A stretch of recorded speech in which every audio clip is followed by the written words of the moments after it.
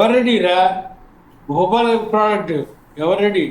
ఇప్పుడు మీరు లైవ్లో ఉన్నారండి, రికార్డ్ అవుతుంది మీ మాట్లాడే సంభాషణ అంతా. ఆ, సో ఏంటి విశేషాలు, ఎలా ఉన్నారు? అందరూ బాగానే ఉన్నారా? అందరం బాగానే ఉన్నాం. మ్మ్. వదిన ఎలా ఉంది? వదిన కూడా బాగుంది. కళ్యాణ్ ఎలా ఉన్నాడు? కళ్యాణ్ కూడా ఫైన్. ఏంటి కాలక్షేపం? ఇప్పుడు స్కూల్కి వెళ్తున్నావా లేదా ఏంటి పరిస్థితి? స్కూల్ 23లో రిటైర్ అయిపోయా. మ్మ్. ఇప్పుడు ప్రస్తుతానికి ఖాళీ. మ్మ్. మరి కాలక్షేపం?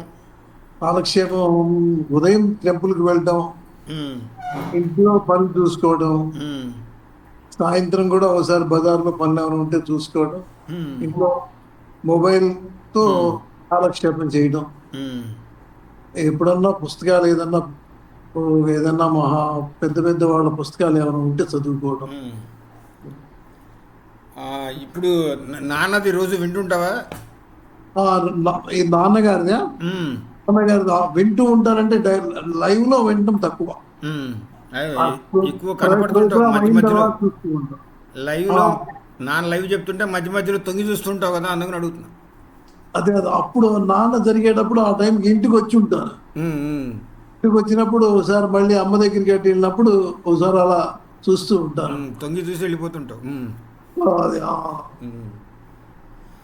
ఇంకా మీ బాల్యం ఎలా గడిచింది? మనదంతా ఉమ్మడి కుటుంబం, చిన్నప్పుడు అందరూ కలిసి ఉన్నారు. అవును అవును అవును. ఏమైనా ఆ పాత ఇవేమైనా చెప్తే మా ప్రేక్షకులకి వింటారు. అవునా, నేను చిన్నప్పటి నుంచి కూడా మా బాబాయ్ గారు మా అమ్మగారి దగ్గరే పెరిగాను చిన్నప్పటి నుంచి కూడా. మ్మ్. మ్మ్.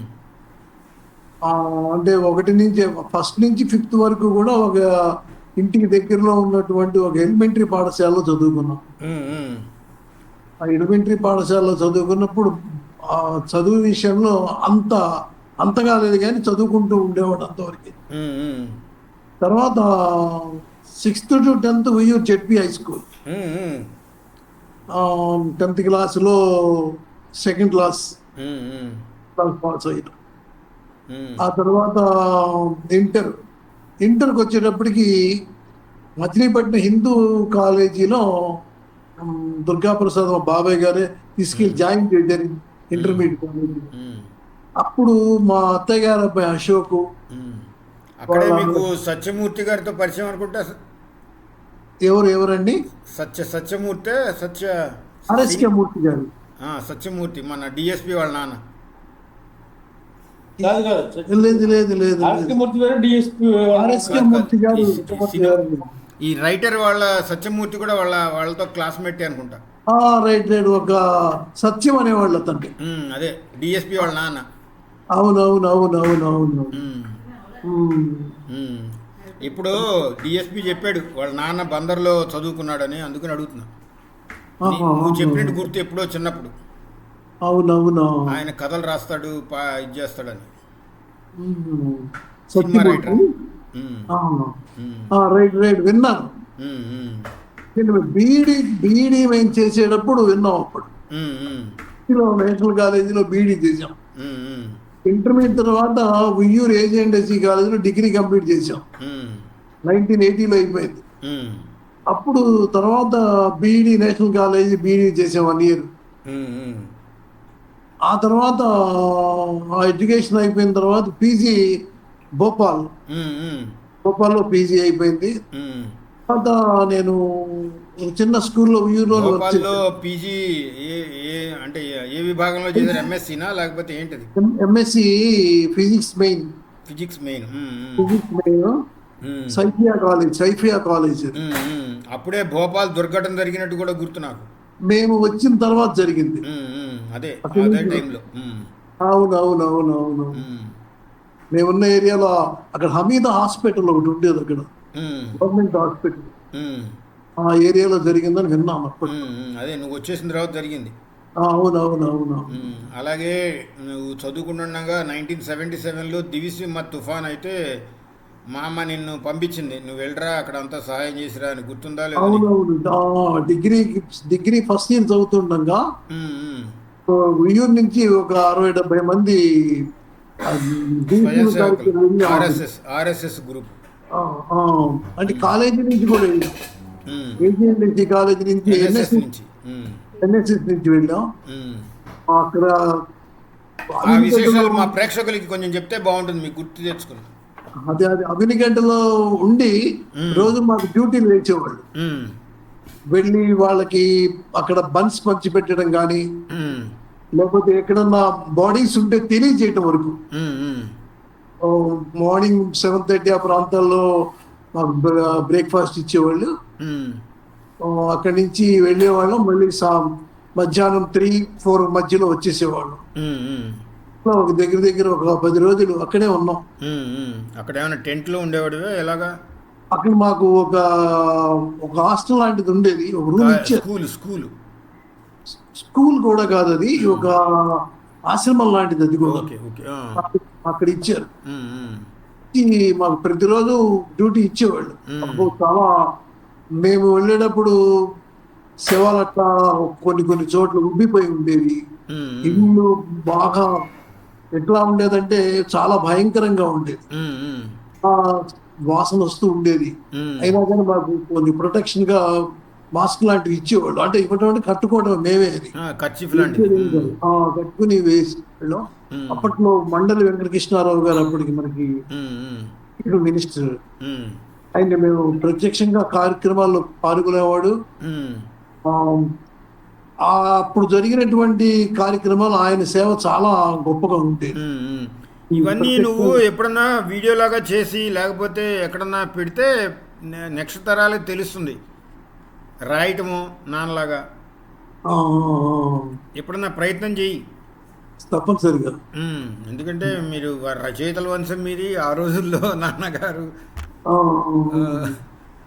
బాబాయిలు ఇద్దరు రచయితలు, నువ్వు కూడా నెక్స్ట్ లీగ్ తీసుకుని నీ తప్పో రైటో రాయటమే, అంతే. ఏముంది ప్రపంచంలో ఎంతమంది రాయట్లా, ఎంతమంది మనం చూడట్లా తొక్కలో కలవి, మనం ఎందుకు చేయకూడదు? ప్రయత్నం తప్పనిసరి చేస్తా. కరెక్షన్స్ కావాలంటే చేసేవాళ్ళు ఉన్నారు కదా బాబాయిలు. నువ్వు కూడా మెల్లగా స్టార్ట్ చేయి. ఏముంది ఇప్పుడు ఎంత వయసు ఎంత?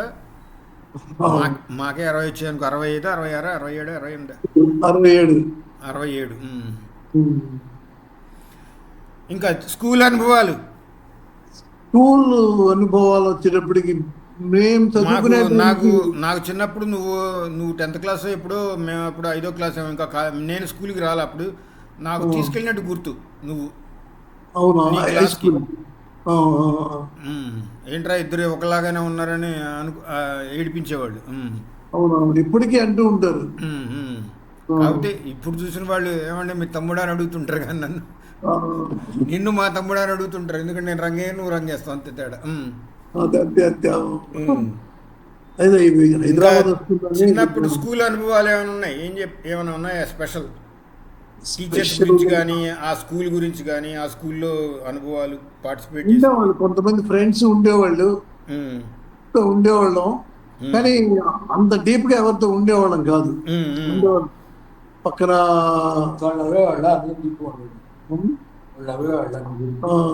అప్పట్లో కొంచెం ప్రైవేట్ లో కానీ వాటిల్లో కొంతమంది మాస్టర్లు కానీ ఎవరన్నా ప్రైవేట్ లో గట్టిగా ఒకసారి అప్పటికి లాగులు వేసుకుంటూ ఉండేవాళ్ళం కదా. అల్లరి చేసిన ఏదైనా చేస్తే పెద్ద పెద్ద బెత్తాలు ఉంటే దాంతో కొట్టేటప్పటికి అవి వాచిపోయి ఉండేవాళ్ళు. ఎందుకు అక్కడి నుంచి ఇంటర్వెల్ టైంలో 4 గంటలకు ఇంటికి రాకుండా తిరణాలు తిరిగి వస్తే ఇంటి దగ్గర కూటింగ్ ఒకసారి జరిగింది ఇంట్లో. అన్నయ్యని కూడా తీసుకెళ్ళేవారు. కార్యక్రమంలో నేను మా శాస్త్రిని మేమిద్దరం కలిసి తిరణాలకి వెళ్ళాం. ఇంటికి వచ్చాం. ఇంటికి వచ్చిందా తిరణాలకి వెళ్ళినట్టు తెలిసింది. నాన్న పక్క వీడి శాస్త్రినేమో పక్క నుంచి ఇంట్లోకి వెళ్ళిపోయాడు. ఇంట్లోకి వెళ్ళిన తర్వాత నన్ను మాత్రం బాయి తీసాడో గుర్తులేదు, కానీ మంచి కార్యక్రమం జరిగి ఉండొచ్చు అప్పట్లో. తిరణాలే ఇంట్లో ఆ రోజు తిరణాలే ఉండేది. ఇంకా ఏంటిది భోపాల్ ఇన్సిడెంట్ చెప్పావు, ఈడీ చెప్పావు, స్కూల్ విశేషాలు. స్కూల్లో డ్రామా లాంటివి ఏమైనా వేసేవాడివే? ఏమిటండి? స్కూల్లో డ్రామాలు నాటకాలు లాంటివి. కాలేజీ లెవెల్లో ఉన్నప్పుడు ఉమ్, ఆమ్, పరుచూరు గోపాలకృష్ణ గారి డైరెక్షన్ లో ఉమ్, ఉమ్. కొన్ని నాటకాలు వేశాం కాలేజీలో డిగ్రీ చదివేటప్పుడు. అవును. ఆ, ఏమైనా గుర్తుందా నాటకం పేరు? అంత పేరు గుర్తులేదు. ఉంది, కానీ మాకుంది మరి.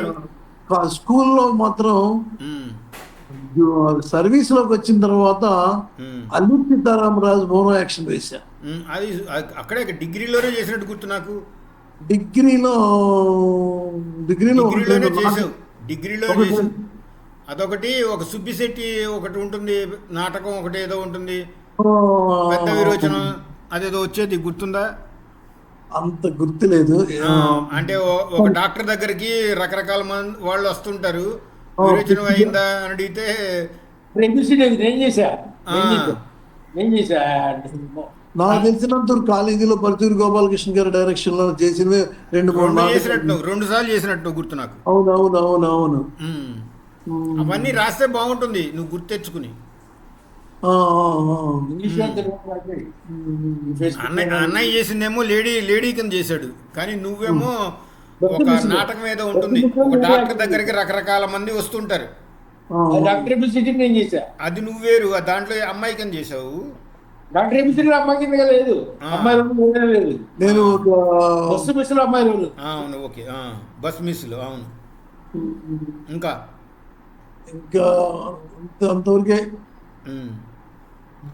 ఏదో పిచ్చి డాక్టర్ గా ఒక చోట చేశాను. అదే స్కూల్ అదే అదే చెప్తున్నా, ఏదో పిచ్చి డాక్టర్ ఏదో చేసినట్టు గుర్తు నాకు. అవును, స్కూల్ సర్వీస్ లో చేశాను. ఉమ్, ఉమ్, స్కూల్ సర్వీస్ లో చేశాను. ఉమ్, ఉమ్, నేను అలయన్స్ ఉన్నప్పుడు ఒక డ్రామా చేశా. ఉమ్, అక్కడ డిట్రిక్ట్కి వెళ్తే అక్కడ సౌమ్య, ప్రియా అనేవాడ వాళ్ళు ఇచ్చేసా, ఉమ్, ఉమ్. డ్రామా చేశా అలయన్స్. ఇంకా చిన్నప్పుడు అందరూ అంటే మీ నాన్నగారు చిన్నప్పుడే చనిపోయారు, బహుశా చూసి ఉండకపోవచ్చు. కుటుంబ సభ్యులతో ఎలాగ ఉండేది మీ అనుబంధం, ఎలా కొనసాగింది? మీదేంటి, ప్రేమ వివాహమా, అరేంజ్డ్ మ్యారేజ్, అరేంజ్డ్ కమ్ ప్రేమ వివాహమా, ఏంటి చెప్తే ప్రేక్షకులు తెలుసుకుంటారు. అదే, చిన్నప్పుడు నుంచి కూడా నాన్నగారు లేకపోవడంతో ఉమ్, ఆ బాబాయి మా అమ్మ దగ్గర మాత్రమే పెరిగాను చిన్నప్పటి నుంచి. మీకు ఎప్పుడన్నా ఆ లోటు అనిపించిందా? కానీ నాకు తెలియలేదు అసలు.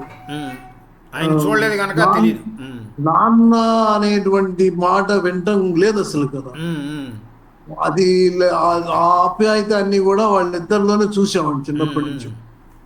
అట్లాగే ఇంకో బాబాయ్ గారు కూడా ఉండేవాడు, కృష్ణమోహన్ గారు కూడా. ఎక్కడో ఉన్నా అప్పుడప్పుడు ఆయన ఉయ్యూరు వస్తూ ఉండేవారు, ఆయనతో కలిసి ఉండేవాళ్ళం. ఎక్కువగా ఇంట్లోనే ఉండేది బాబాయ్, పెద్ద బాబాయ్ గారితోనే ఉండేది ఎక్కువ. చదువు విషయంలో కూడా చాలా స్ట్రిక్ట్ గా ఉండేవారు. దగ్గరుండి ఇప్పటికి రోజుకోసారి ఒక రౌండ్ చూస్తూ ఉంటావు కదా వెళ్ళి? మరి అవునవును, పిలుస్తారు ఆయన. అరే ఇట్లా ఫలానా టైం వెళ్ళి ఆయన పని చూసుకుని వచ్చి, భయం భక్తి ఇప్పటికీ ఉన్నాయి, గౌరవం. చిన్నప్పుడు పొలానికి వెళ్ళటం, పొలాల్లో గడ్డి కోయటం, కుప్ప నూర్పిల దగ్గర ఉండటం, విశేషాలు ఏమైనా గుర్తున్నాయా? అవునవును, మేము దగ్గర మనకి డిసెంబర్ జాన్వరి మధ్యలో కుప్పలు వేసేవాళ్ళు. ఆ రోజు ఆయనకి మనం పొద్దున పూట కాఫీ టిఫిన్ పట్టుకెళ్ళేవాళ్ళు సైకిల్ మీద వెళ్ళి ఇచ్చి, మళ్ళీ అక్కడ ఒక బండి ఉండేది, ఆ బండి కింద బాబాయ్ గారు పడుకునేవాళ్ళు. కూర్చుని మళ్ళీ నేను అక్కడ ఉండేవాడిని. తన ఇంటికి వచ్చేవారు, ఉయ్యూరు వచ్చేవారు. ఉయ్యూరు వచ్చి తను మళ్ళీ సాయంత్రం లేదా మధ్యాహ్నం లంచ్కి వచ్చేవారు. ఒకసారి రాత్రిపూట అక్కడ పడుకునేవాళ్ళం. ఆ వెళ్లే దారిలో అక్కడ వీరవల్లి ఆ ప్రాంతాల్లో ఒక నుయ్యి ఉండేది, అక్కడ భయం వేసేది అసలు. ఆ నుయ్యి దాటేటప్పుడు ఆంజనేయ దండకం చదువుకుంటూ వెళ్ళేవాడు. అది బాగా గుర్తు. అట్లా ఆ వంతెన మించి వెళ్తూ ఉంటే నీళ్ళు అటు ఇటు ఉండేవి. కడపల్లి వంతెన ఉమ్. అటు ఇటు వెళ్ళి చూసేటప్పుడు అటు ఇటు నీళ్ళలో చూస్తే భయం వేస్తుందేమో అని అట్లా ఫాస్ట్ గా వెళ్ళిపోయేవాడు. సైకిల్ అప్పుడంటే ట్రాఫిక్ ఏమి ఉండేది కాదు. ఉండేది కాదు. ఇక్కడ సైకిల్ ఎక్కితే అక్కడ సైకిల్ దిగటం. ఎంత 3 కిలోమీటర్ల అంతే. 4 ఆ, 5 ఉంటుందా? కుప్పనూర్చేంత వరకు కూడా ఉండేవాళ్ళు. ఎన్ని కిలోమీటర్లు ఉండేది అది? అంటే 3 కిలోమీటర్లు 3 ఎంతకంటే కిలోమీటర్లు. ఉండేది. కుప్పం వచ్చినప్పుడు మరి రాత్రిపూట పడుకోవటాలు ఎప్పుడన్నా ఉన్నాయా? భయం ఉండేది, భయం వేసేది. ఉమ్, ఆ, అక్కడ ఎందుకంటే అటు పక్కన ఇవి శవాల దిబ్బలు కూడా ఉంటాయి. అవును అవును. దాని మీద ఒక అతను తెలిసిన అతనే నల్లగా ఉండేవాడు, చుట్ట కాలుస్తూ కూర్చునేవాడు అక్కడ వాడు. ఒకసారి భయం వేసింది, తర్వాత వాడని తెలిసిన తర్వాత అది ఇంకా గేదెలు చూడటం, గడ్డి కోయటాలు ఇలాంటివి ఏమైనా ఉండేవా చిన్నప్పుడు? చిన్నప్పుడు గేదెలు ఉండేవి, ఆవులు ఉండేవి. వాటిని మేత వేయటం, ఆ గేదెల దగ్గర బాగు చేయటం. బాబాయ్తో పాటు ఆయన పొద్దున్నే ఒకవేళ ఆ పాలు తీసేవాడు పనివాడు ఉండేవాడు.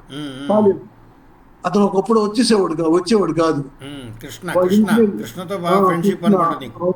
కృష్ణ రాముడు అని వాళ్ళ అన్నయ్య వస్తూ ఉండేవాడు. ఒకవేళ రాకపోతే వాళ్ళ ఇంటికి వెళ్ళి అతను మళ్ళీ లేపు తీసుకొచ్చేవాళ్ళు, రాకపోతే ఇంట్లో పని చేసుకుంటూ ఉండేవాళ్ళు. కృష్ణతో బాగా పరిచయం అనుకుంటా. అప్పుడు కృష్ణ నువ్వు కలిసి సినిమాలు కూడా వెళ్ళేవాళ్ళు అనుకుంటా. ఓ సినిమాకి వెళ్ళాం. వాళ్ళ ఏదో ఆ సినిమా పేరు నా తమ్ముడు అని ఎన్టీ రామారావు సినిమా ఒకటి ఉంది.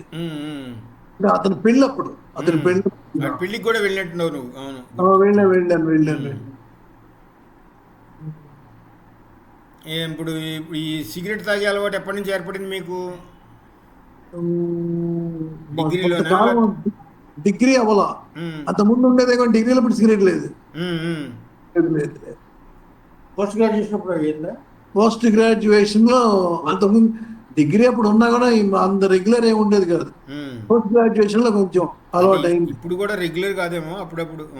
అవునవును. చైన్ కాదేమో ఉంటుంది, రోజుకి 2-3. డిగ్రీ అయింది, బీఈడీ అయింది. ఓకే, బీఈడీలో ఫిజిక్స్ టీచర్ కింద గవర్నమెంట్ జాబ్ ఏం రాలేదు కదా? గవర్నమెంట్ జాబ్ రాలేదు. అక్కడ చిలుకూరు వారి గుడిమో ఎక్కడో జాయిన్ అయినట్టు గుర్తు నాకు. ఎప్పుడైతే నాకు పీజీ అయిపోయిందో స్కూల్లో వర్క్ చేశాను కదా, తిరుమూరు వెళ్ళాను. దానికంటే ముందు ఎక్కడో ఒక స్కూల్లో ఎక్కడో కొంత ట్రైనింగ్ లాగా చేసినట్టున్నావు, ప్రాజెక్ట్ లాగానే పీజీ అయిన తర్వాత ఒక 2-3 నెలలు లక్ష్మీడాస్ దగ్గర ఒక స్కూల్ ఉండేది. అవును, ఆ స్కూల్లో వర్క్ చేశాను. అప్పుడు ఎంత 400 ఇచ్చేవాళ్ళు వాడు. ఆ తర్వాత చిలుమూరు వెళ్ళాను. మా ఫ్రెండ్ ఒకతను ఉండేవాడు, కృష్ణారెడ్డి అని. అతను ముందు ఆల్రెడీ వెళ్ళాడు అక్కడికి. రమ్మంటే నేను కూడా వెళ్ళాను. వెంకట సుబ్బయ్య గారి మెమోరియల్ రెసిడెన్షియల్ కాలేజ్, ఇంటర్మీడియట్ వరకు. అక్కడ దగ్గర 1.5 hour 1.5 year 2 years చేశాను. కాపురం అక్కడే పెట్టినట్టున్నావు? కాపురం కూడా అక్కడే పెట్టినట్టున్నావు కదా? అప్పుడు అమ్మతో పాటు కూడా నేను ఉండే. తర్వాత అక్కడి నుంచి ఏం చేశానంటే, మరి ఒకరోజు సాయంత్రం పూట అక్కడ దగ్గరలో ఉన్నట్టు మన ఇంటికి దగ్గరలోనే సత్యబాబు అని ఉండేవాడు.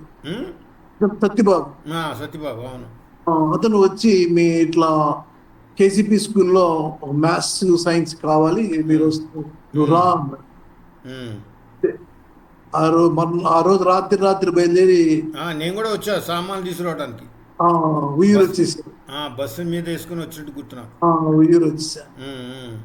ఉయ్యూరు వచ్చి మర్నాడు కేసీపీ స్కూల్లో ఇంటర్వ్యూ జరిగింది. వెళ్ళిన తర్వాత 9th class అవి ఇచ్చారు.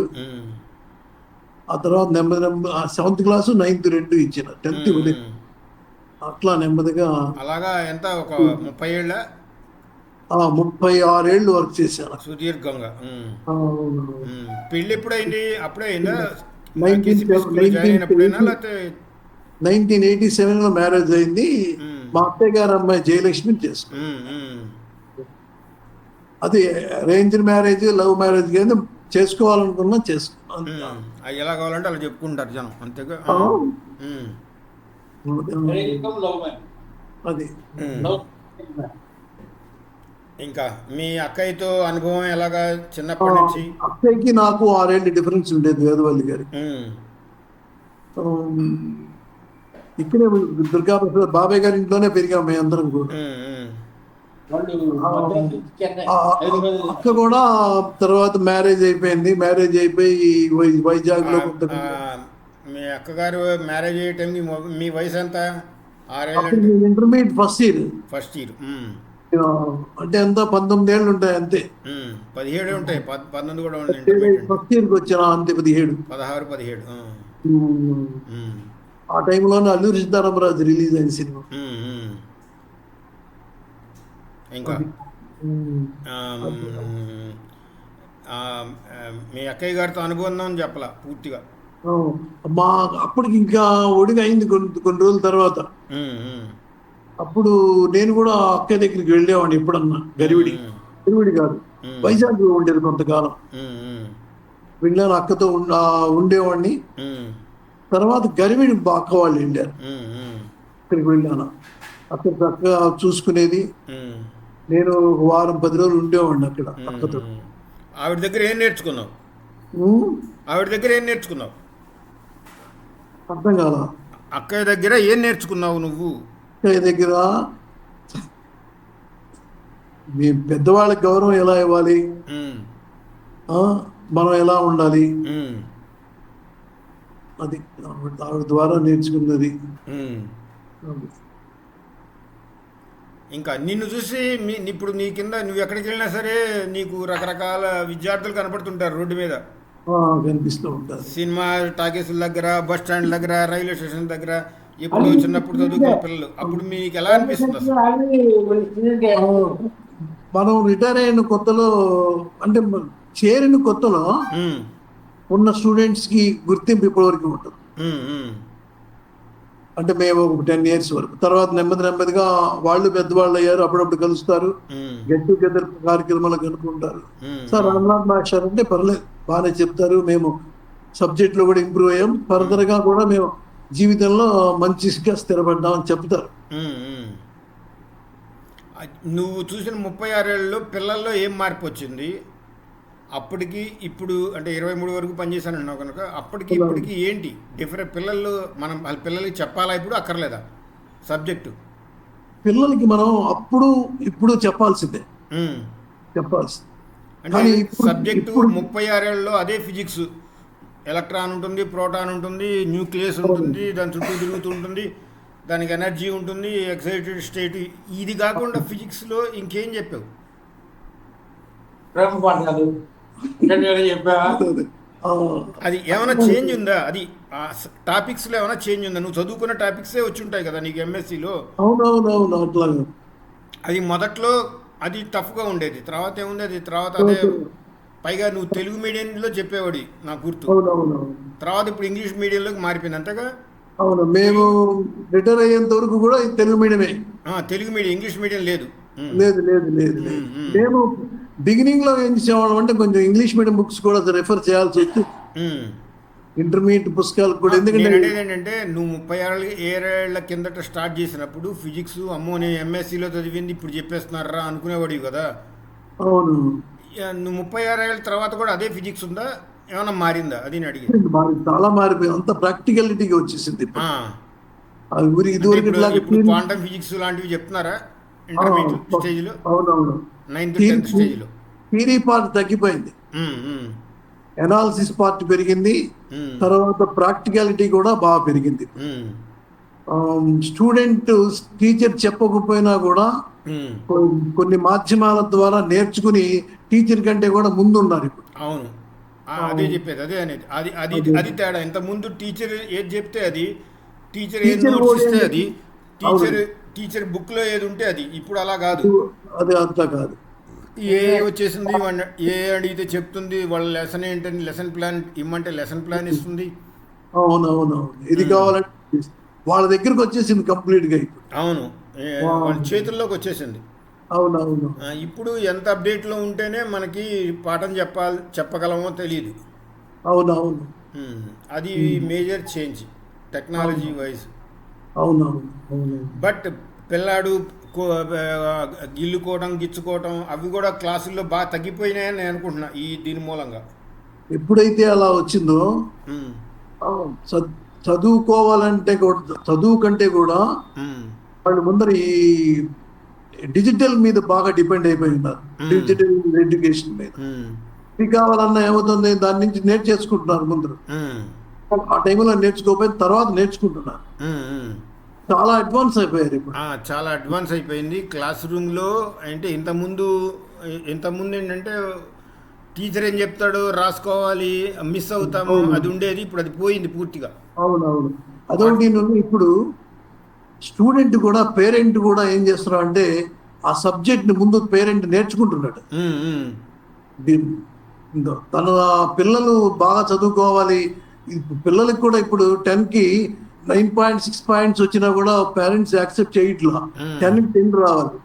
రావాలంటే ఏం చేయాలి? ముందు వాళ్ళ పిల్లలకు చెప్పే ముందే కూడా వీళ్ళు ఆ లెసన్స్ అన్ని కూడా నెట్ లో చూసుకుని వీళ్ళు ప్రిపేర్ అయ్యి వాళ్ళ పిల్లలకు కూడా పేరెంట్స్ చెప్తున్నారు చాలా వరకు. ఎందుకంటే నన్ను కొంతమంది అడిగారు ఇట్లా మాకు ఇలా ఉందని. అడిగితే వాళ్ళు చెప్పి మీరేం చేస్తారని అడిగితే వాళ్ళు చెప్పింది ఏంటంటే మీకు ఇది ఇలా మేము చేస్తున్నాం. మేమే ముందు ఆ సబ్జెక్ట్ మీద కొంచెం కమాండ్ మాకు వచ్చి అవి మేము నేర్చుకుని మా పిల్లలకు మేము చెప్పగలుగుతున్నాం. అప్పుడు కొంతవరకు మేము పర్సంటేజ్ పెంచుకోగలుగుతున్నాం మా పిల్లల్ని అని చెప్తున్నారు.